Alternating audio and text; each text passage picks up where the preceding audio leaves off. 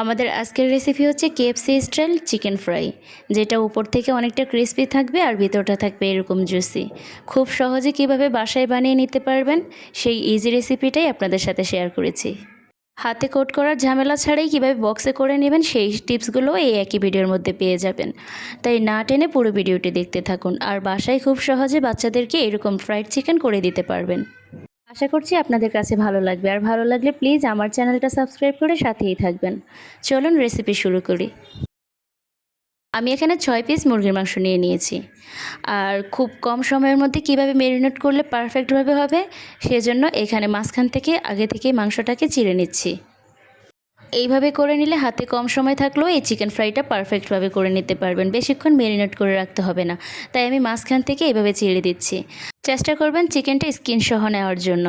আমার চিকেনগুলো স্কিন ছাড়া ছিল, তাই আমি এইভাবেই নিয়ে নিয়েছি। এখন চিকেনটা ম্যারিনেট করে নিচ্ছি। এখানে 1/4 কাপ পরিমাণে পানি আর 2 চামচ দিয়ে দিচ্ছি গুঁড়ো দুধ। এটা ভালো করে মিশিয়ে এর মধ্যে 1 চামচ পরিমাণে দিয়ে দিব ভিনেগার। এখন আমাদের ইনস্ট্যান্ট বাটার মিল্কটা রেডি।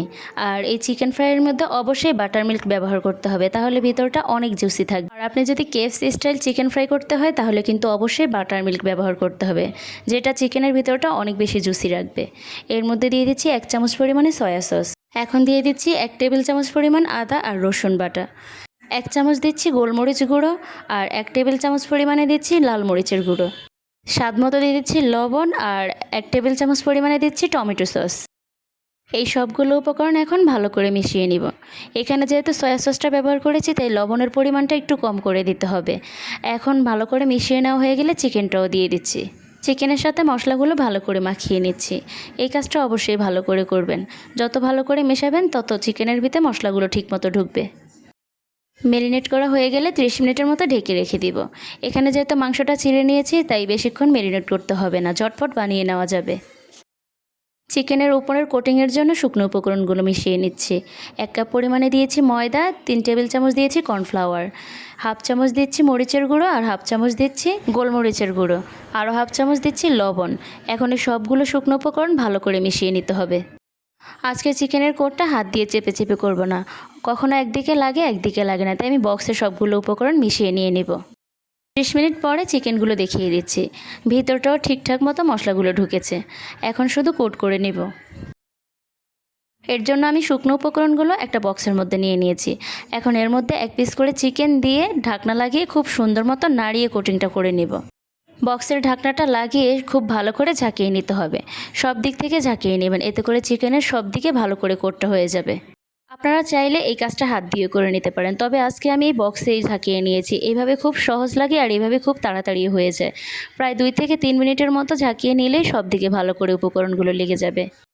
আমি প্রায় 3 মিনিটের মতো কাজটা করে নিয়েছি। এখন খুলে দেখাচ্ছি সব দিক থেকে কত সুন্দর মতো চিকেনের গায়ে কোটিংটা হয়ে গিয়েছে। একটা কড়াইয়ের মধ্যে পর্যাপ্ত পরিমাণে তেল দিয়ে ভালো করে গরম করে নিয়েছি। এখন এর মধ্যে চিকেনগুলো দিয়ে দিচ্ছি। অবশ্যই তেলটা ভালো করে গরম করে নেবেন, আর অবশ্যই ডুবো তেলে ভেজে নিতে হবে, এতে করে সব দিকে ভালোভাবে হবে। আমি চিকেনগুলো উল্টে পাল্টে 10 মিনিটের মতো ভেজে নিয়েছি, আর এই 10 মিনিটের মধ্যে পারফেক্টভাবে আমার চিকেনটা ফ্রাই হয়ে গিয়েছে। চুলার আঁচটা অবশ্যই মিডিয়াম টু লোয়ে রেখে ভাজবেন, তাহলে উপরটাও ক্রিস্পি হবে, ভিতরটাও পারফেক্টভাবে রান্না হবে। সবগুলো চিকেন আমি একই রকমভাবে ভেজে নিয়েছি। আরও একটা চিকেন আপনাদেরকে দেখিয়ে দিচ্ছি, কত সুন্দর মতো কোটিংটা হয়ে গিয়েছে। শুধুমাত্র বক্সে নেবেন আর ভালো করে ঝাঁকিয়ে নেবেন, এতে করে সুন্দর মতো কোটিংটা হবে। আজকে আমি চেষ্টা করেছি খুব ইজি রেসিপিতে কেএফসি স্টাইল ফ্রাইড চিকেন রেসিপিটা আপনাদের সাথে শেয়ার করতে। আশা করছি আপনারা যদি ফুল রেসিপিটা হুবহু ফলো করে বাসায় একবার হলেও বানিয়ে দেখবেন, আর আপনাদের চিকেন ফ্রাইটাও এরকম পারফেক্ট হবে। সবগুলো চিকেন আমার ভেজে নেওয়া হয়ে গিয়েছে। এখন শুধু পরিবেশন করার পালা।